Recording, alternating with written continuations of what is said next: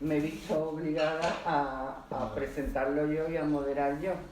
Entonces lo he hecho de una forma muy sencilla. Os voy a presentar brevemente a los artistas, aunque ya los conozcáis, y luego vamos a tratar una serie de temas que iremos hablando como nos lleve el viento, ¿eh?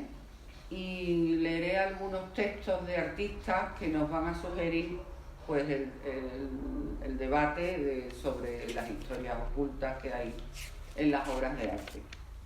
En principio, presentaros a dos artistas de la galería. Una es Teresa Peña, el otro es Rafael Laureano, que ya os hablarán un poco más sobre ellos mismos. Y deciros que, por ejemplo, Teresa Peña ha pintado desde pequeña de forma autodidacta, explorando bodegones, paisajes, abstracción, hasta desarrollar un estilo propio y marcado sobre todo por el color y la expresividad. Su obra es calificada como fauvista, expresionista y ha tenido mucho éxito en sus exposiciones, en ventas y en subastas a nivel nacional e internacional. Ha tratado de la pintura libre, se interesa por el hiperrealismo de la mano, incorporando en su técnica el retrato sin perder la esencia de la abstracción. Perdonad, pero veo menos ya con la edad, logrando una fusión única entre ambos mundos.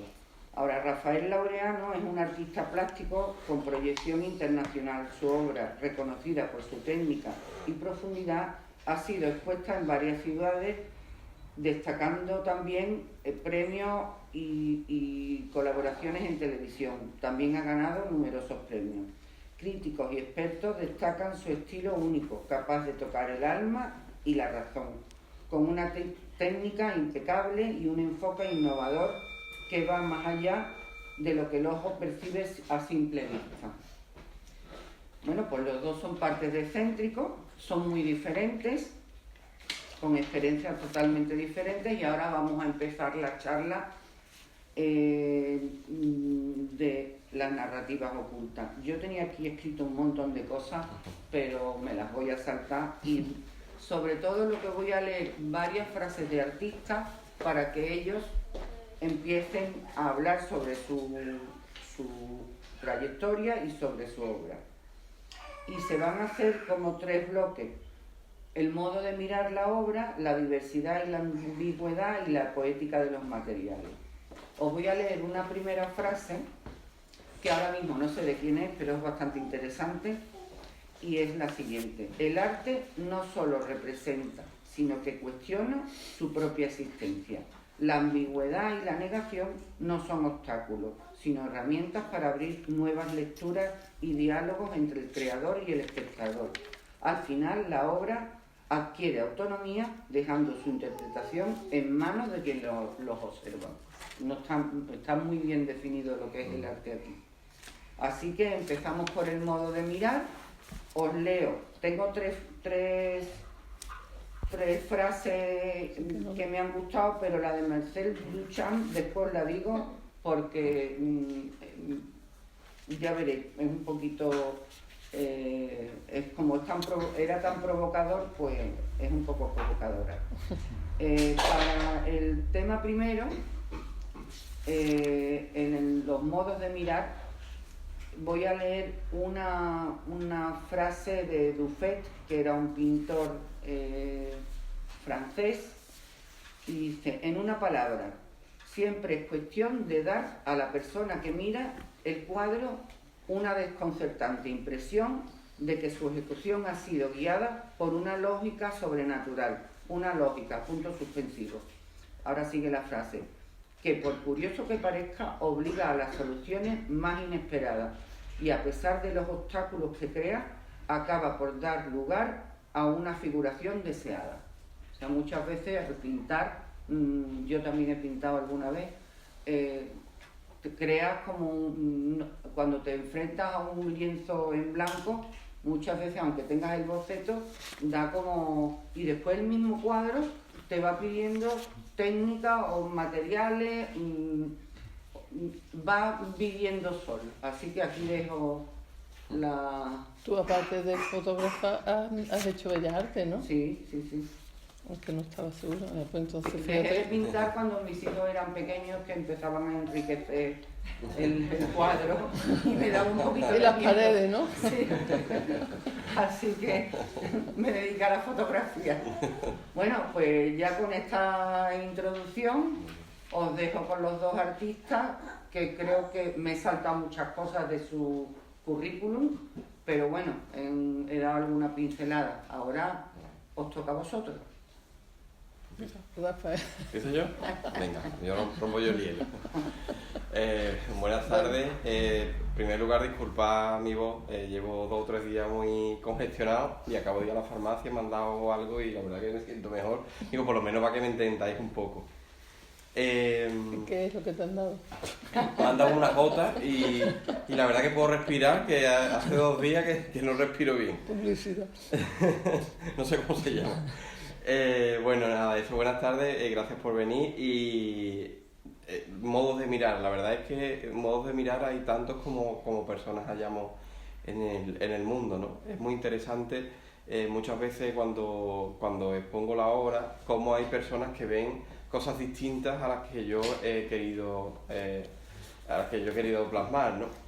Mi obra la verdad es que siempre está muy cargada, yo creo que siempre pesa mucho la loza de la tradición, del lugar en el que vivo, del entorno, bueno, siempre yo creo que todos tenemos una mochila personal que va cargada de nuestras experiencias, nuestros estudios, nuestras vivencias y eso al final pues es inherente a nosotros y lo reflejamos en nuestro trabajo, ¿no? Entonces, en mi obra yo trabajo por series, tengo varias series, las que he traído a Excéntrico. Bueno, eran 4 fundamentalmente, uno que se llama Naturaleza Sintética, otra Reliquias Apócrifas, Las Damas Orantes, que veis algunas de estas pequeñitas que están por ahí, repartidas por la galería, y yo quería tener una capipota. En el caso de, por ejemplo, las Reliquias Apócrifas, sabemos del tema de la tradición en nuestra tierra y de cómo, pues, durante siglos todos querían atesorar tener una reliquia, y tener una reliquia era símbolo de riqueza en muchos aspectos. La parroquia que tuviera una reliquia de un santo famoso, muy conocido, se aseguraba peregrinaciones. También podemos pensar en Santiago de Compostela, ¿no? Que se va a ver allí, ¿no? La reliquia del santo apóstol.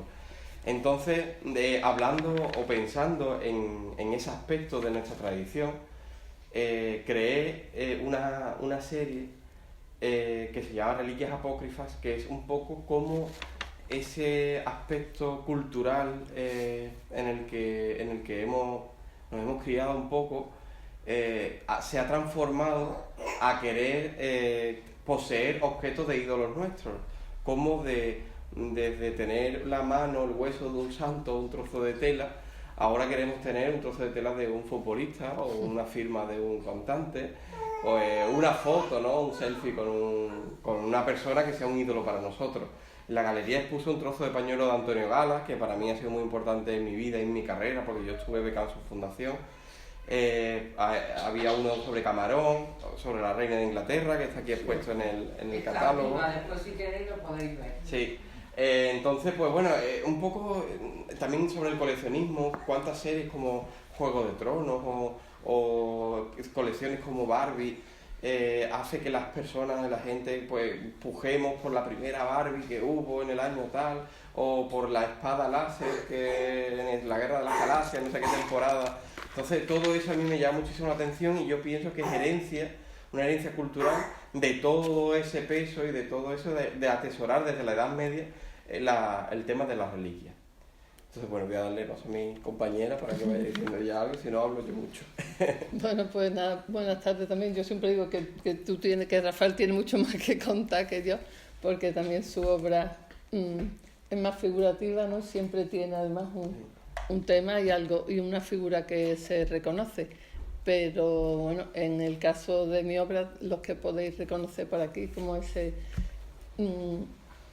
el tema es totalmente abstracto y normalmente, que eso siempre tenemos conflicto con las galerías, pues tiene como ponerle un título, y yo en realidad cuando empiezo a pintar nunca pienso en un título, ni que voy a expresar, expresar sí, pero no pienso entrar en contar una historia o decir voy a pintar mi casa, mi barrio, a mis amigos.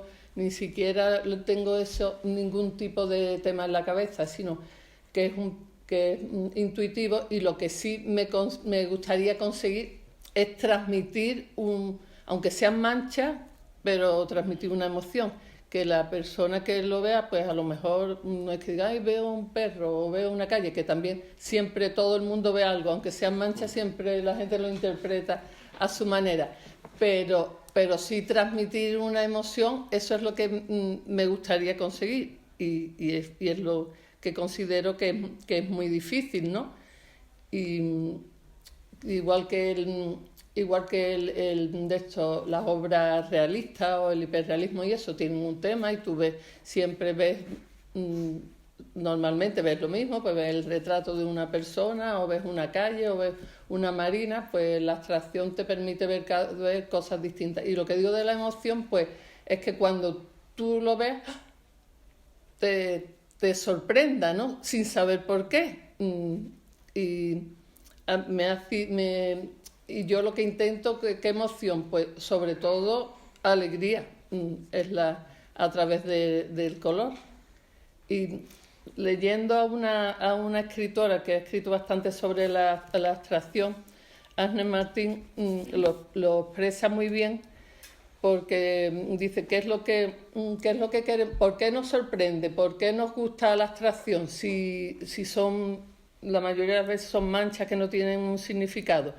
Porque ella ha analizado mucha obra y dice que cuando vemos una obra que nos recuerda a nosotros mismos, a nuestro entorno, y nos quedamos en nuestro espacio, en nuestro estado normal, ¿no? Algo que no nos sorprende y que no nos saca de la rutina. Pero cuando miramos a una obra que no se parece, que nos resulta extraño, que no se parece ni físicamente ni a nuestro entorno, ni a la persona que lo ha pintado, vemos algo que nos resulta raro, y eso nos aleja de lo cotidiano, y nos hace pues evadirnos y pensar como en un mundo imaginario, ¿no? Y yo creo que a todos nos gusta un poco, cuando estamos sometidos a una rutina, pues que nos saquen de nuestra mente típica, y mientras más típica y más rutinaria es la vida de una persona, pues más le sorprende, creo yo, encontrarse con la abstracción, porque tú dices, bueno, ¿qué ha querido expresar aquí, ¿no? Y el hiperrealismo, el realismo, que me encanta también, que no es que le quite eso, pero ya te lo da como más hecho, ¿no? Pues está claro que lo que estás viendo es lo que ves, pero bueno, también el buen realismo también transmite, por supuesto, emociones, no solo son imágenes, igual que la fotografía, ¿no? Aquí tenemos a la experta. Y bueno, no sé, espero que habléis vosotros también un poquito. Yo quería comentar un poco lo que han hablado ellos dos de la forma de mirar, que hay una experiencia que la galería está joven, llevamos desde, yo siempre digo, cuando se terminó el COVID empezamos nosotros, porque no pudimos empezar, porque nos confinaron. Y entonces sí que me sorprende en esta galería que generalmente la gente tiene mucho miedo a entrar en las galerías de arte cuando las ven tan vacías y con 4 cuadros y un señor con todo vestido de negro, hoy voy de negro, con las gafas así, te mira así, como diciendo, esta no entiende. Bueno, pues aquí entra la gente y pregunta, y lo primero que dicen, yo no entiendo de arte, digo, sí, no hay que entender, hay que mirar. Cuanto más miras, más ves arte, más entiendes. Es como el que hace un ejercicio físico. A medida que vas haciendo ejercicio físico, tu cuerpo se va adaptando a tus músculos. Pues lo mismo pasa con el arte. Hay que ver mucho arte bueno, malo, regular, ya no se trata de ver obras buenas o malas, se trata de ver arte y tú mismo te vas puliendo en lo que te va gustando, en lo que te va emocionando. Y muchas veces hay lecturas, el espectador interpreta de otra manera la obra que ha visto. Yo tengo varias anécdotas, sobre todo con niños pequeños. Los niños pequeños tienen una observación que llegó uno una vez hablando de tu obra y ¿qué dijo? Estabas tú explicándolo. Sí. ¿Se han muerto? ¿De qué se han muerto? Sí, cosas así, sí. Sí, porque estaba explicando el tema de las reliquias, ¿no? Y me preguntaron si vivía. Sí. Pero hay niños que pasan mucho por aquí porque hay varios colegios y se paran y hay veces que nos traen dibujos de obras que han visto y han memorizado. O sea, y se han dado cuenta, por ejemplo, en esa obra de Rafa López, que están todos los Simpsons ahí. ¿Por qué? Dice, por los ojos. Por los ojos hemos visto todos los Simpsons. Entonces, bueno, es una forma de mirar y de interpretar diferente y es una experiencia... Bueno, y claro, no, que los niños además se expresan con libertad, que no tienen ningún freno, ¿no? Sí, pero con y nosotros entramos con más miedo. Es que a la hora de mirar, cada uno tiene su perspectiva de la pieza que está viendo, ¿no? Como bien dice ella, la abstracción, pues bueno, te puede sugerir más, ¿no? Entrar en un mundo que haya personas que vean cosas completamente diferentes. No, cada persona se inventa claro, que su puede ser más propio diferente mundo, claro. la percepción de una persona con respecto a otra. Pero sí es verdad que eso, que al final nosotros creamos una obra desde nuestro interior, desde nuestra forma de mirar, cada uno desde su ámbito, que después, pues bueno, lanzamos al público, en este caso en Espacio Céntrico, y tú no sabes muy bien la gente cómo va a reaccionar, porque tú creas una obra con tu mundo interior, con lo que te rodea. Mi estudio, por ejemplo, mi obra se mimetiza un poco con el estudio, ¿no? Tú ves a lo mejor en una obra mía un objeto que está allí puesto y de golpe está pintado en un cuadro, o ves parte de una alfombra que al final acaba pintado también en otra parte del cuadro, de una geometría, tipo de abstracción.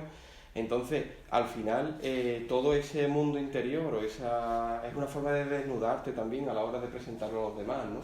De decir, bueno, esto es lo que yo estoy haciendo, que yo he hecho desde mi estudio y ahora pues os lo presento sin saber muy bien cómo va a llegar al espectador, ¿no? Pero también es muy interesante ver esa experiencia. Porque hay personas que dicen, no, yo hago la obra para mí, para mi estudio, para que no se vea. Pero yo no, yo lo que quiero es que mi obra esté expuesta y esté por ahí, y cuando he expuesto muchas veces en Venecia, ¿no? Y allí yo pasa mucha gente de todo el mundo y a lo mejor lo compra una persona que es de China y esa obra va a China y al final la obra tiene su vida, tiene su trazabilidad, tiene una forma de llegar a mundos insospechados donde yo a lo mejor no he ido nunca o no he llegado nunca. Y a mí eso me interesa muchísimo, muchísimo más que tenerla yo en mi estudio, en mi taller. Yo no las concibo ni las realizo para eso, yo las realizo para que la gente la vea, para que la gente la disfrute y para que tenga su propia vida. Son como hijos que tienen su propia vida después por ahí. ¿Queréis decir algo, alguna experiencia que hayáis tenido sobre que habéis visto algún cuadro que os ha llamado la atención? No tiene por qué ser de aquí, sino... No, yo sí lo que sí pienso es que también la visión depende un poco de la edad y cuando tú vas madurando en tu vida, en el transcurso de tu vida, vas teniendo visión, vas seleccionando las cosas, pero también tienes una visión distinta de las obras, ¿no? Hay obras que te han interesado mucho en una fase de tu vida y hay otras que te van interesando de otra forma y evidentemente cuando, como ha dicho Inmaculada, hay que ver mucho arte, que se lo comento a estos chicos que están aquí conmigo, que vean mucho arte porque es un aprendizaje constante y enriquecimiento y una depuración de ver un poco que dentro del arte hay categorías también de determinaciones, de acabados, de mentalidad, de depuración de la obra, ¿no? Incluso los mismos autores, cuando transcurre el tiempo también hay una depuración de su obra. Y eso pues es muy interesante. O sea, que la visión no es más de un niño, porque yo recuerdo la visión mía de niña y recuerdo sé mi visión actual. Y es tan diferente una historia de otra, pero tan enriquecedora. A base de ver con mucho, la otra también, con la de pequeño, ¿no? Y ver cómo los reyes han visto las obras y todo, pues es muy interesante. Pero sí que la vida va llevando según tu vida también, a tener unos gustos y unos criterios de las Estoy obras. completamente de acuerdo contigo. Yo quería comentar una cosa sobre... Yo desde siempre me ha gustado el arte, desde pequeñita. La primera, los álbumes esos que se coleccionaban, yo, historia del arte. Desde la cueva hasta nuestros días. Y hay un cuadro que a mí me llama muchísimo la atención desde pequeña, que es el cuadro del perro moribundo de Goya, que es que me apasiona, pero es que me recuerda a la primera época de Barcelona, no sé por qué. Pero desde pequeña hasta ahora te sigue gustando, me te sigue apasionando. Lo sigo mirando y me sigue pareciendo, no sé si es que me gustan mucho los perros, eso también puede ser, pero sí me sigue apasionando y que un hombre de esa, yo no sé si, bueno, que ha sido un gran artista, pero ese cuadro en concreto es tan expresivo y con tan poco. Solamente esa tierra ahí, ese perro pobrecito moribundo y... Pero ellas son manchas, son casi abstractas. Sí, es que O sea, llega a la ya estamos muy abstracción. vinculados casi con la abstracción que después va a surgir. Al hilo de lo que él dice, estoy completamente de acuerdo porque yo además tengo una serie que se llama Yo quería ser y es un homenaje a todos esos pintores que yo desde pequeño, pues yo además yo quiero ser como Murillo, ¿no? Quiero pintar como Murillo, me acuerdo al principio. Después me gustaba mucho los impresionismos, yo quiero ser como los impresionistas. O yo quiero ser como Van Gogh, ¿no? Como Van Gogh, Que yo quiero ser como, claro. Todo el mundo está en una Entonces, fase. todos tenemos fases y etapas, entonces yo tengo una serie interpretada un poco ya a mi estilo. Yo quería ser Zurbarán, yo quería ser Murillo, yo quería ser Degas, yo tengo una Van Eyck, Van der Weyden, porque últimamente estuvimos muy obsesionados con los pintores flamencos y demás, ¿no? Entonces, al final, yo tengo una serie haciendo un homenaje un poco a eso, porque dependiendo de la etapa en la que me encontrara, tenía como unos referentes a unos pintores en concreto. Y me ha hecho gracia cuando lo has comentado, porque yo tengo una serie de pinturas simplemente por ese motivo, ¿no? Por ese cómo va evolucionando, cómo te va gustando un tipo de pintura u otra, y quería reflejarlo en unos cuadros. ¿Y hay algunos pintores que han dejado de gustarte? Sí, hay cosas que me interesan menos. ¿O que te aburres de tanto verlo a lo mejor, no? Sí, o lo que dice, ¿no? Que pasas de etapa, ¿no? Y dices, bueno, ahora me interesan otras cosas. Después a lo mejor vuelves, ¿no? Y vuelves a revisar y pues, me interesaba mucho esto, me sigue interesando. No es que no me interese nada, sino que voy buscando en la pintura a lo mejor otras cosas, ¿no? Yo También creo lo que que... descubre. Sí, también, y eso es bonito. Cuando vas viendo la obra de un pintor, como por ejemplo, yo sé, admiro yo a Picasso, por ejemplo, pues cuando tú vas conociendo cada vez más su obra, su forma de expresar, vas viendo más contenido de él y eso, vas aprendiendo mucho y tiene otra forma de ver las cosas. Entonces, viene un poco a lo que hizo Isma, que el ver mucho... Se aprende viendo, claro. Y bueno, y estaría de acuerdo que vosotros habréis evolucionado en el tiempo y también vuestra obra será muy distinta en la actualidad de cómo era el tiempo pasado. Yo creo que la pintura, como a veces te interesa un pintor más y luego como que le vas dejando de lado para descubrir otro, es como el amor. Que los primeros descubrimientos te apasionan y después vas seleccionando o te va dejando de gustar un pintor porque has descubierto otro y la mente, bueno, pues se va enfocando en alguno en concreto, sobre todo, por ejemplo, cuando vamos a algo. Este año no voy a ir, pero descubres cosas que a lo mejor algunas son ya muy reiterativas, como hace 2 años que todos los cuadros eran negros, que hubo un boom del negro, pero vas descubriendo otros artistas que no conocías y bueno, pues la mente no puede estar con todos a la vez. Al principio yo creo que todos hemos amado los clásicos, porque era lo primero que nos han enseñado, Claro. y luego ya pues la parte del siglo XX, que fue maravillosa con toda la parte pop y todo eso, ¿no? En el caso de los pintores creo que también es un poco una búsqueda. A mí me pasaba, al principio pues quieres como imitar un poco, yo tener unos referentes, ¿no? Yo quiero saber cómo. Pero después yo creo que lo más interesante, como le pasa a la obra de Teresa, es tener un lenguaje propio, ¿no? Que la gente te vincule y te reconozca por un trabajo en concreto. Eso es importantísimo. Porque a mí me dijo un amigo una vez, dice, lo importante no es cantar bien en el tema de la música, ¿no? Dice, este tiene un estilo propio, porque cuánta gente que canta bien está en su casa y hay gente que no canta bien, sin embargo, y está en el top de listas de ventas, de audiciones, porque al final es tener algo que decir, algo que contar y de una forma muy personal. Y creo que eso es lo más complicado y cada uno tiene su proceso. Hay personas que llegan muy pronto y hay otros que necesitan... Eso te voy a decir que a base de búsqueda, ¿no? De trabajo. Y de trabajo, como en todo, a base de trabajo como se decía llega... Picasso, que las musas te cojan trabajando, ¿no? Si te dedicas a esto y le dedicas, yo que pintas casi todos los días y un día tras otro, al final siempre acaba. Es más, no te puedes escapar de tu estilo, es como el que tiene una personalidad o el que tiene un genio o es tranquilo, el que al final le sale siempre, pues Aquí hay que hacer una excepción. en la pintura Porque igual. Mi querida Teresa ha hecho una excepción de huevos fritos. Ah, son los huevos fritos. Bueno, es una forma de expresarse también, un homenaje a lo cotidiano, ¿no? Sí, sí. Me parecía divertido, ¿no? Pero a mí me gusta también, me gusta el hiperrealismo en el retrato. Y hago retratos y ahora me estoy enfocando más y estoy haciendo bastantes retratos.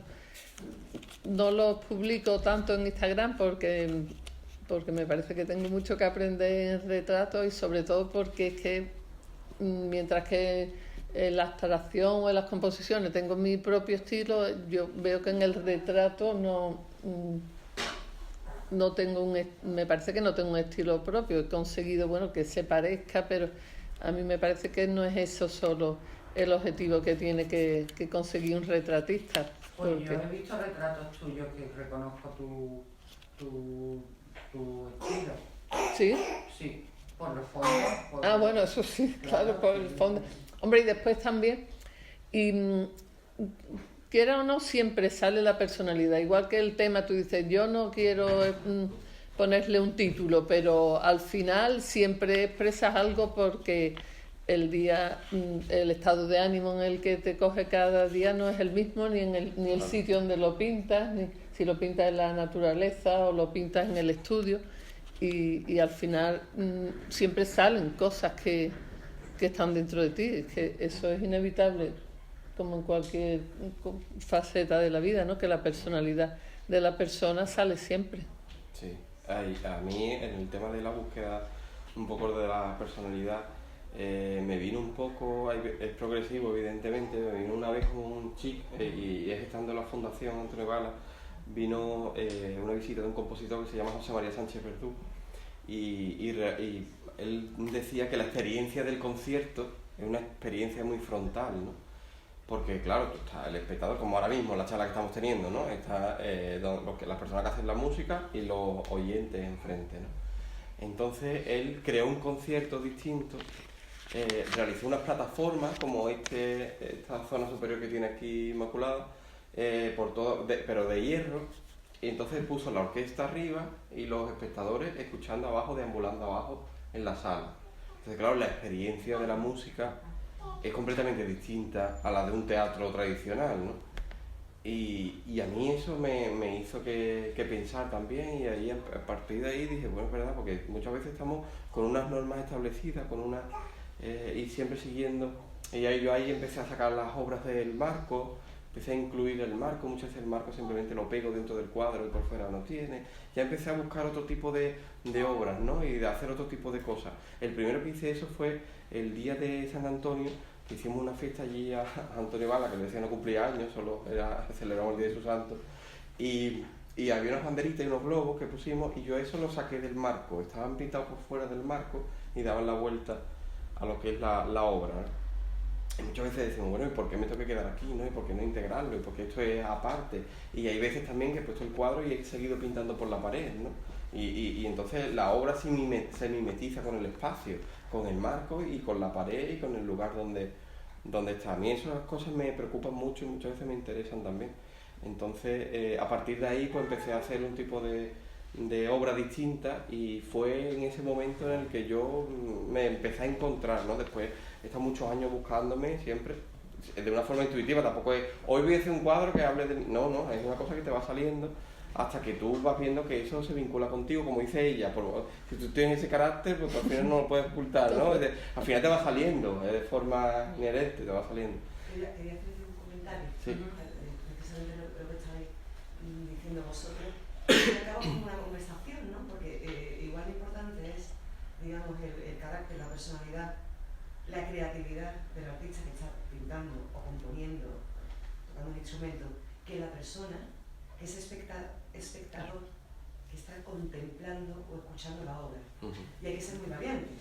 Hay que ser muy valiente para decir esto sí me gusta, esto no me gusta y coger el camino. Bueno, pero en un momento dado, es una conversación, porque es como si las dos personas estuvieran hablando el mismo idioma. Se crea una conexión de manera que dices tú, estoy viendo esto. Y como tú decías, Rafael, a lo mejor no es lo que tú querías expresar con la obra, pero esa persona es lo que ve. Y más allá de ver, es lo que está sintiendo. Hay algo que le despierta en su interior. Mi favorito, por ejemplo, es Dalí. Fíjate, a mí es que me gusta. Pues a mí me encanta Dalí. Y hay un cuadro de Dalí Me parece... que es el Cristo Sagrado. Y yo qué sé, pero también, por ejemplo, Goya, a mí me chifla Saturno devorando a sus hijos. ¿Cómo te puede gustar eso? No, todo el mundo que si la maja desnuda, pues sí, que si la que la pega y colando. Quiere que te diga, y a lo mejor es momentos diferentes, vitales, de esa artista, pero también momentos vitales, diferentes, míos, como espectadora, que estoy contemplando su obra. Pero sigo conversando con él. Pues ahora vamos a seguir con otro tema, pero voy a hablar un momento de Dalí. Dalí era un buen pintor, un buen ejecutor, pero era sobre todo una máquina de generar dinero. El pintor que mejor se gestionó ha sido a en sí la mismo. época de Instagram, vamos. Era un crack del marketing. El que mejor se gestionó, dicen que es el pintor de la historia que mejor se ha gestionado. Vamos a ver, que era Al mismo. una marca personal, Era era un producto en sí mismo. Y yo creo que fue Gala la que llevó. Sí, ¿no? Un tal de ahí. Pero hijo, hay trazos de ese personaje que a mí me han llegado aquí, en un momento dado. Claro. En un momento dado. Bueno, pues estamos siguiendo un poco el libre albedrío, pero voy a Abstracto, vamos a hacerlo un poco abstracto. de la diversidad y la ambigüedad para poder hablar un poco sobre esto, que es sobre el mismo tema. Es de Joaquín Español, que era otro pintor catalán, que dice: ¿qué pinta la pintura? ¿Por qué concentrar la sensibilidad, el esfuerzo imaginativo, el dominio técnico en unas pastas de colores extendidas sobre una tela rectangular clavada en un bastidor? Esa es una. Y luego otra lectura de Miki Leal, que además es sevillano, es un chico joven, que dice: lo que me gusta de mi obra es cómo cuento lo que me callo. Que fíjate tú el tema. Lo difícil es contar lo que uno sabe pero sin ponerlo. Nunca pienso mis cuadros. Solo yo trabajo cada cuadro. No sé por qué lo hago. Lo que sale es lo que me sale. Mis cuadros nunca están claros. Hay un misterio en ellos que viene de las cosas que me callo. O sea, ahí hay un pintor que es también de la galería, que es Rafa López, que siempre dice, que le pregunto yo, ¿qué quieres decir con esto? Y dice, no te lo voy a decir. Lo que se calla, ¿no? Sí. Bueno, ahora... Pero yo ya también va tu plan. pienso que cuando Mickey Lear dice que pinta lo que cae es lo que decíamos antes, de que quieras que no, siempre te sale lo que llevas Lo llevas dentro, ¿no? dentro, claro. ¿No? Que te sale lo que llevas dentro. Y entonces Esa es la belleza. tú puedes tener Eso no lo había pensado, porque de verdad que no había escuchado a Mickey Lear decir eso, pero que tú puedes tener a lo mejor un gran secreto y sin darte cuenta. Asesinas a alguien, asesinas a alguien y oye, que no es broma, que a lo mejor de pronto pones una prueba, igual que los calígrafos te beben en el subconsciente te traiciona. Y has pintado el collar que le viste el día del asesinato. ¿Qué pasa? Gente, imagínate tú. Esto se parece mucho. Me recuerda... No, pues en algunas películas basadas en la realidad también dicen que hay escritores que han dado claves en sus obras y en sus películas, ¿no? De cosas que ellos mismos han hecho ocultas, ¿no? Sí. Bueno, el subconsciente. Sí. Y después también hay muchos pintores que se estudian, como Luis Gordillo y eso, que estudian el subconsciente. Y Luis Gordillo tuvo también una época de automatismo que él decía que pintaba dejaba fluir la mente sin filtro. Y claro, pues ahí se escapan muchas cosas. Y es verdad que el artista, salvo que te hayan encargado un retrato o que quiera hacer una calle o un paisaje concreto, cuando pintas abstracto y estás en la soledad de tu estudio y pues una libertad absoluta, tú ves un lienzo y en ese momento tu mente eso no tiene filtro ninguno. Tú expresas lo que te divierte en el momento. En mi caso es lo que me divierte. Que en un momento puede ser detenerme en algo o pintar un poco más una figura, o puede ser tirar una lata, puede ser un spray o dejar caer gotas, porque en ese momento es lo que me divierte. Y es verdad que a lo mejor mientras lo estás pintando no piensas en que lo va a ver otra persona, ¿no? En que lo va a exponer. Es algo que sí. Y bueno, ya va a ser de exponer. A mí sí me gusta exponer mi obra, la verdad, que no soy de esos que dicen que no le gusta exponerla o que no le gusta venderla o que no quieren que quieren tenerla en su casa. Hay gente que lo tienen, coleccionan todo lo que hacen. Yo creo que eso es, ya es de psiquiátrico. Yo siempre le digo... Uno trabaja cuando la hablando gente... de la obra de arte, trabaja para expresarse y no hay forma mejor de expresarse que mostrarla. Al principio da pudor, ¿no? Pero después te acostumbras y te gusta también ver las expresiones. Y yo siempre digo, cuando viene la gente al estudio y ven los trabajos y eso, me dicen, ay, ¿no te da pena? Me voy a llevar esto y no sé cuánto. Digo, que se independicen es la mayor alegría. Como los hijos, ¿no? Sí, que se independicen y que alguien los quiera, que más alegría que eso, ¿no? Que alguien lo quiera tener en su casa. Esa es la mayor expresión de que a alguien le gusta. Sí. Que se lo lleve y que te pague. No es por el materialismo, sino que es verdad que la sociedad valora las cosas cuando tú eres capaz de ofrecer algo a cambio, ¿no? Claro. Eso sería otro debate, el precio de la Sí. obra. Porque el arte en sí, hay obras que los artistas solamente se valoran cuando hay una subasta y pujan por ese cuadro. Ha habido Claro. la historia del plátano, que lo han comprado chino. Pero claro, eso puede haber No, tantas era oriental, cosas. no chino. Coreano, que lo ha comprado por no sé cuántos millones, pues ya está. Ese es otro tipo de... Él vende como el concepto un poco de... Ahí es la razón de Chan ya. Claro, ahí tenemos Bueno, otra ahí historia. entraría Claro. más el... Claro, ahí entra el concepto. Entonces, verás, yo pienso que el tema del arte es yo qué sé, como la quinta esencia ya del ser humano, ¿no? No es algo necesario, no es necesario para nosotros crearlo para expresarnos porque es la forma que tenemos, pero realmente a la sociedad no le hace falta para vivir en el sentido de que no es para comer. Sí, le hace falta. Sí, pero lo que yo quiero decir que es como un animal, ¿no? Comiendo, se reproduce, muere y tal, pero nosotros, el ser humano, yo creo que damos un paso más a la hora de crear arte, ¿no? A la hora de expresar nuestras obras. Y después que dentro de que se considera muchas veces lo menos necesario, es lo primero que se estudia de civilizaciones anteriores. Tú cuando te vas hace 100 años, pues lo que estudias qué arte se hacía. O cuando vas a Egipto, que se ve el arte que se hacía, las esculturas. Entonces, al final, dentro de que no es una cosa de vital importancia para vivir, a lo mejor, como se considera, sí que es lo más importante al final, al fin y al cabo, porque realmente es lo que más se estudia, es lo que queda, porque es la forma de la que tiene el hombre de dejar como una huella y de también representar a su sociedad, a la sociedad que a cada artista le ha tocado vivir.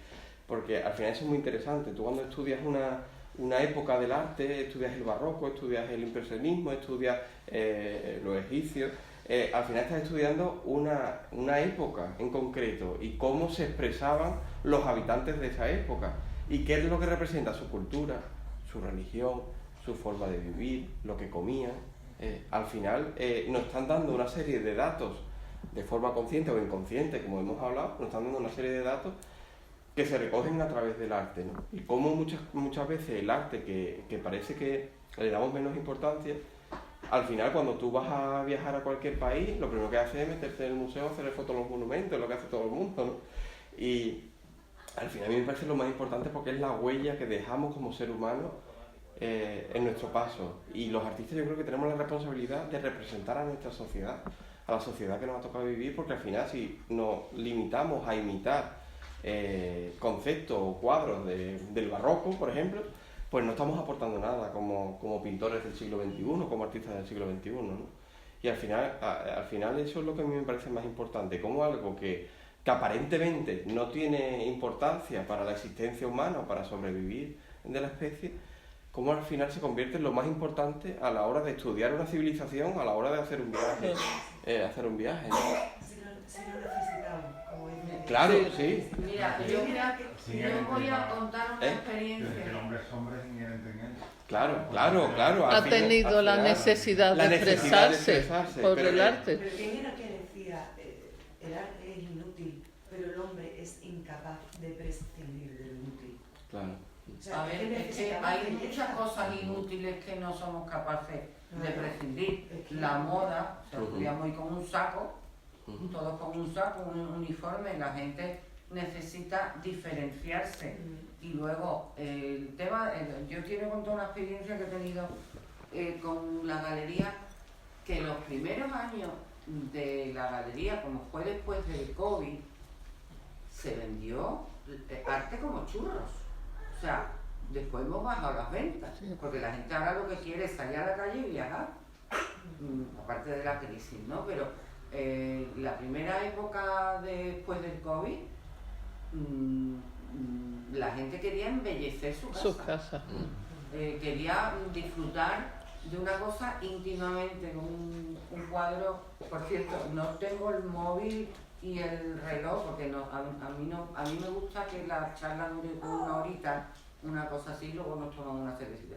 Aparte de ese lapsus, ya os digo que fue, por ejemplo, en la feria, que puse a María Bejarano, se vendió todo los 3 primeros días de inauguración, porque teníamos que hacer 3 días de inauguración y poníamos unos puntos de 15 para tener una distancia, y se vendió todo los 3 primeros días de inauguración.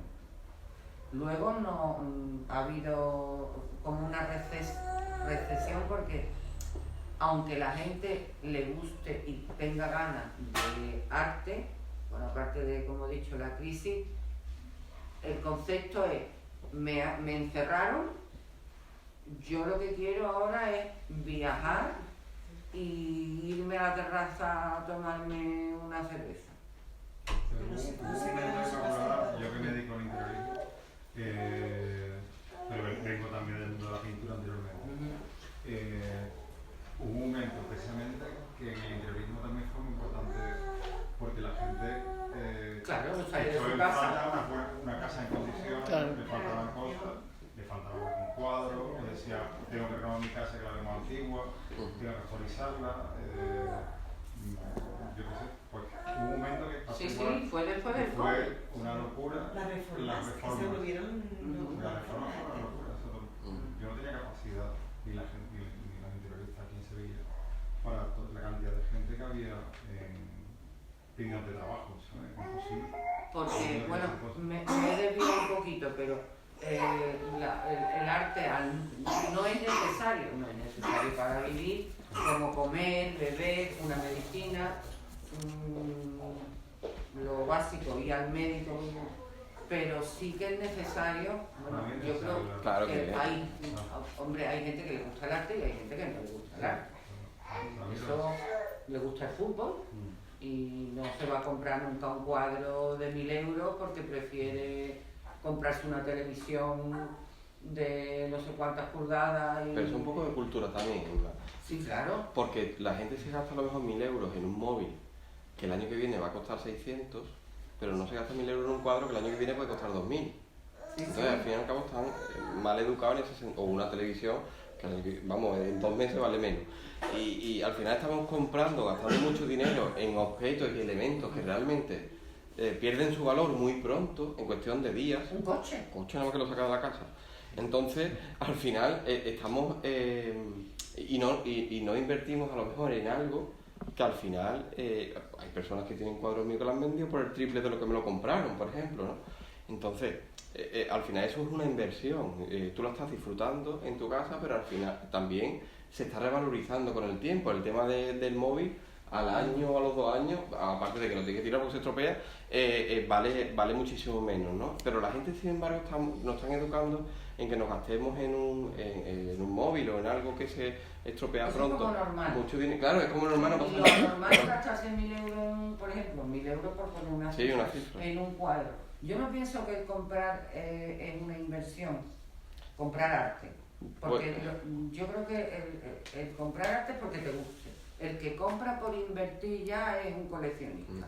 Pero bueno, también Ya una va forma de otro- invertir en tu, no sé, ¿no? En tu salón, en tu vida, que tengas algo que te guste, algo que te llene. Porque lo pasaba en el COVID es que la gente tuvo por obligación pasar mucho tiempo en casa y se dio cuenta que sus casas eran incómodas, que eran feas, que los muebles ya no les gustan. Y Que era claro, triste. empezaba a hacer que el sofá estaba ya, le hacía falta un cambio. Entonces, claro, yo también vendí muchísimo en el tema del COVID por eso, porque la gente decía, es que no me gusta mi casa, es que necesito tener algo, belleza, ¿no? Algo que me rodee y que tu casa sea distinta, porque al final nuestras casas tenemos que rodearlas de cosas que nos gusten, no Por pasamos eso mucho tú has tiempo. dado no es necesario, pero es que vivir Es lo que nos rodeado de diferencia algo también de... bello, también te relaja, te inspira, no sé. Sí, después de llegar del Esa trabajo. decisión porque yo tengo la experiencia con mis clientes, porque claro, hay muchos clientes que no están acostumbrados a ver el tratado con el arte, sino que son, pues no sé, pues sencillamente quieren una casa buena, esto, lo otro. Entonces cuando tú le vas metiendo un poco la venilla y le vas explicando que cualquier cuadro no vale por cualquier sitio, que un espacio requiere también una cierta obra, aunque me digan algunos galeristas que todos los cuadros entran en todos sitios. No, eso no es cierto. No estoy de acuerdo, pero bueno, es interesante, cada espacio requiere una obra que te ayuda, que hay una armonía, y cuando también la persona va diferenciando un cuadro bueno de uno malo, y por qué su casa fallaba a lo mejor. Yo he vivido a casa de clientes míos que fallaban porque tenían una obra que era un horror, ¿sabes? Porque a lo mejor la pared limpia era más interesante que con esas pinturas. Sin embargo, cuando después has puesto una obra más en condiciones, ellos se han dado cuenta y dicen, joder, es que mi casa es otra, con una buena pintura. No tiene nada que ver. Es así. Yo recuerdo un ejemplo de mi amigo Pedro Simón, que que yo hubo un tiempo que le puse varios cuadros suyos enormes a un cliente, y cuando entraron la obra de próximo, la casa hizo arriba, a oeste, ¿sabes? Y ellos no sabían por qué, pero había ocurrido eso en su casa, ¿sabes? Que se había potenciado la casa por mí. Entonces, para mí la pintura es importantísimo, pero hay un gran desconocimiento en general de la gente que no sabe eso, ¿sabes? Porque tampoco están acostumbrados de pequeño a ver arte. Es cultural, es no algo cultural. Piensa que poner un cuadro es comprar cualquier cosa en un mercadillo y ponerlo ahí, y no es eso. O sea, ya requiere otra historia. Bueno, pues por seguir un poco y terminar este tema, voy a hablar abro el debate con la poética de los materiales, que también es muy importante. Voy a leer dos cositas cortas y ya os ponéis vosotros. Y ya después, si vemos que es la hora, recogemos y nos tomamos la cervecita y seguimos hablando. Seguimos hablando con la cerveza. No, porque hay que recoger aquí ya. Bueno, claro, pero bueno, es que los debates sobre arte es que abres el baúl y ahí... Es maravilloso que te ponen ahí. Bueno, pues es que además es muy interesante lo que voy a leer. El hombre debe hablar, pero la herramienta también. Lo mismo el material. Cada material tiene su lenguaje, y es un lenguaje. No se trata de adjuntarle un lenguaje o hacerles servir a un lenguaje. Esto es de Dubuffet. Es un poquito trabalengua, pero bueno. Y hay otro que pone: los instrumentos con los que trabajamos influyen en lo que es probable que pensemos.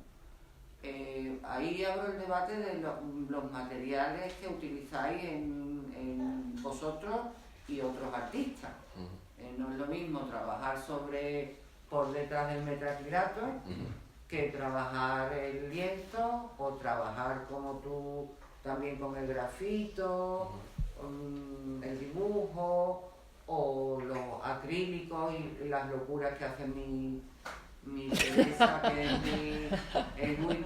había un día en la exposición, me quería titular todos los cuadros Caos 1, Caos 2, pero porque es un poco caótica, pero el caos que hace es muy armonioso, muy colorista. Pero bueno, ahí os dejo la batuta de los materiales.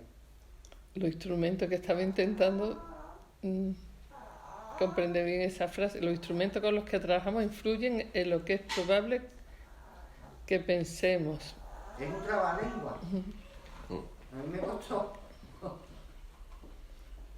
Hombre, lo mío siempre hay mucha variedad de materiales y claro, influye en hacer una cosa más original, que los materiales sean más variados, ¿no? Y lo tuyo, fíjate, lo súper creativo que son cuando tú has dicho que te sales del marco, que no sé, que también... aparte, bueno, está claro, eso no tiene nada que ver con pero la calidad de los materiales y el saberlo utilizar es fundamental, es una profesión, es un oficio como otro cualquiera, como puede ser pues, un pintor de pared o un albañil o un fontanero. Hay que saber utilizar los materiales y saber cómo se comportan, y después, mientras más variedad haya en mi trabajo, a mí me gusta eso, pues que haya muchísima variedad y probar con cosas que no... Pero, por ejemplo, arriesgadas. Hay veces me pasó yo creo que los que no funciona. Van un poco también con la personalidad. Por ejemplo, voy a hablar de mi experiencia. Yo he pintado y he estudiado Bellas Artes. Yo me acuerdo que los óleos a mí me desesperaban, porque, claro, tú tienes que hacer una cosa y ahora tienes que esperar que se seque, si no se mezcla. Entonces llega un momento que eso te influye también en tu modo de expresarte, porque si eres nervioso, pues ya lo haces así, y le das dos aletazos y le das dejas el pegotón ahí para que se seque después de la... Claro, yo y no después puedo utilizar- lo que tú dices, la gente muy perfeccionista que sí, dice... que utilizamos el viento. Sí, y que no son capaces de... que le cuesta lo de la abstracción por romper y quieren hacer todo perfecto, perfecto. Mi hermana se pone muchas veces, enséñame, ponte a pintar conmigo. Y me pongo a pintar y se pone, es que yo no puedo, soy muy perfeccionista, es que me estoy saliendo de las rayas, dice, que me estoy saliendo de las rayas. Y yo, ¿pero qué más da? No puedo. Claro, que Es que un poco también, claro. material, Es que todo también un poco cultural también, porque desde pequeño nos ponían unas fichas que colorear y te decía, no te salgas de la raya la maestra, ¿no? Y viene un poco, yo creo que también un Pues, poco pero por ahí. depende de las profesiones, porque Claro. no tenemos que cuadrar la caja ni... Claro. En mi caso, por ejemplo, el tema del material, yo siempre he sido muy un culo inquieto y a lo mejor pues una época me dedicaba al grafito cuando estaba estudiando, ¿no? Otra época al óleo, otra... Y al final, pues bueno, lo que me sirvió es para aprender. Yo normalmente mis cuadros son técnica mixta y además una parte de grafito, otra parte de óleo, otra parte de spray. Yo utilizo todo tipo de técnicas porque he tenido casi una época de cada etapa para dedicársela a cada una de ellas. Entonces, en el óleo, por ejemplo, aunque ahora actualmente hay óleos alquídicos y si tú quieres, pues al otro día está seco y tal, porque tiene bueno, una composición química para que se seque rápido. Pero sí que me permite arrastrar y hacer un tipo de fundidos que a lo mejor con el acrílico pues, se me queda frenado, ya no me sirve, ¿no?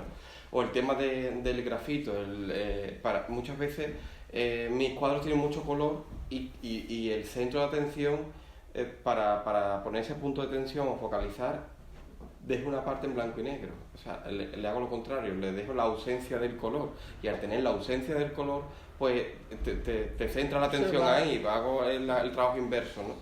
Entonces, pues bueno, es muy interesante también porque nos ha tocado esta época que es más cómoda, porque yo cuando veo a Vermeer me dice que hacía sus propios colores, eso lo que a muchos se envenenaban, ¿eh? Claro, que se envenenaba, el blanco del plomo era muy venenoso, aunque era el más blanco que había. Pero bueno, sí que nosotros lo tenemos muy fácil porque eso, hay óleos alquídicos, se seca muy rápido, tenemos todo tipo de acrílico, tenemos un montón de material a nuestro alcance. Antes, cuando te dabas el pigmento, lo tenías que moler, mezclarlo con el aceite, bueno, pues ahí ya la gama... Perdías mucho tiempo. Claro, tú ves las meninas y tú dices, verás que tiene la paleta 5 colores, el tío pintaba con 5 colores, claro, es que también hace 50 también tenía su historia, ¿no? Y antes las gamas también eran mucho más reducidas. Entonces, bueno, nosotros tenemos la facilidad, como pintores del siglo XXI, de conocer los colores fluos, por ejemplo, como estoy viendo por ahí, de tener todo tipo de materiales, de tener spray, de tener la facilidad de óleos que se secan rápido y de tener buenos soportes. Para mí el soporte, lo que es el material es muy importante y yo soy muy tradicional, es decir, yo utilizo grafito, acrílico, óleo, orfebrería, cristal, pero también intento incorporar cosas que como pintor de 2025 que estamos ya, han salido nuevas, como el negro absoluto, como que lo vais a ver arriba. que tengo ahí un cuadro que tiene negro absoluto, que es un producto más nuevo, piezas cortadas con láser y elementos hechos que hace 50 años no podrían hacerse porque no existía la maquinaria o los conocimientos para ello, ¿no? Y al final, aunque o imágenes policromadas con tripa, como se hacía siempre desde el barroco, pero ahora a lo mejor pues lleva algo eso cortado con láser o lleva algo hecho en impresión en 3D, ¿no? Y al final esa convivencia, esa confluencia, pues habla también de nosotros, ¿no? De qué herencia hemos recibido como pintores sevillanos y que como personas globalizadas y artistas del siglo XXI, qué nuevas herramientas nos han llegado también y hacen como resultado un tipo de producto distinto. Y eso me parece muy interesante, ni estancarnos a lo mejor en las técnicas tradicionales, ni tampoco volcarnos solo en las nuevas, ¿no? Un poco convivir y confluir como cuando vamos por la calle y vemos un edificio súper moderno al lado de una iglesia del siglo XV, ¿no? Entonces, pues yo creo que eso es muy interesante en el tema de la pintura también y yo pues intento aplicarlo en mi trabajo. Teresa, para terminar, porque ya Sí, estoy viendo el reloj. Porque ya nos vamos a tomar la cerveza, ¿no? ¿Qué influye la...? No, que creí que me iba a preguntar algo. No, para terminar... Que cierre el material te condiciona lo que cuentas, ¿no? Sí, yo utilizo muchísima variedad de material y tampoco es una clave de éxito de una obra el día que tú acabas de ir a la tienda y te lo has comprado todo y lo pones muy ordenado, ese día te sale el peor cuadro de tu vida. Y vamos, no siempre, pero te quiero decir que no es ninguna garantía tampoco solo tener buenos materiales. Y hay veces que te levantas por la mañana con muchas ganas de pintar y pues a lo mejor estás fuera, estás de viaje, estás en la playa, lo que sea, y tienes 3 botes, nada más, 3 colores primarios, y te sale una obra impresionante, ¿no? Que te encanta. Y bueno, de hecho, esto tampoco lo he inventado yo, lo he experimentado, pero hay muchos pintores que dicen que la paleta limitada es lo que a veces es lo mejor, menos es más. Es lo mejor. Voy a terminar con una frase de Wall, Christopher Wall, que no la he leído antes, pero viene a colación con lo que ha dicho Teresa. Dice: para mí la pintura es a menudo un conflicto entre lo planeado y lo imprevisto. Los mejores cuadros son aquellos que no habrías podido imaginar antes de empezar. Por supuesto, de este modo se crean también los peores.